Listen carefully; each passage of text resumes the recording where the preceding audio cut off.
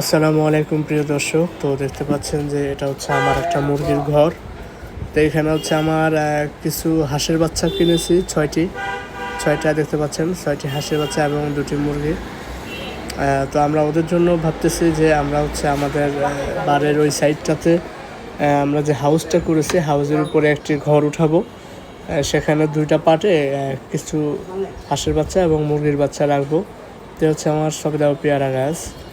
তো আপনাদেরকে দেখানোর চেষ্টা করি। ওই যে টিলাটা দেখতে পাচ্ছেন সাদা, যে ওখানে ঘর হাউসটা এবং গ্লামগুলা দেওয়া আছে, উপরে ঘর দিয়ে মুরগির বাচ্চা আর হাঁসের বাচ্চাগুলো ওইখানে রাখার ইচ্ছা, এবং সেটা সামনের ভিডিওতে আপনারা দেখতে পারবেন ইনশাআল্লাহ। এটা হচ্ছে আমার একটা আনার গাছ, বাট এই জাতটা অতটা ভালো না, অনেক বড় বড় হয়েছে, মনে হচ্ছে পেকে গেছে কিছু, বাট একটা পেরে দেখলাম একদম ভিতরে এখনও সাদা, বলতেছে এটা সাদা, সিদ্ধাতুল এটা ধরে দেখতেছে।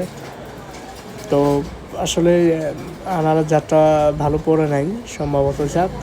তো পরে আমরা ভালো জাত আনার চেষ্টা করব। এই সাইডে দেখতেছেন মাটি এবং অনেক গাছ লাগাবো, তো সেগুলো আমরা ধাপে ধাপে ভিডিও দেওয়ার চেষ্টা করব। তো সবাই ভালো থাকবেন, নতুন কোনো ভিডিওতে দেখা হবে।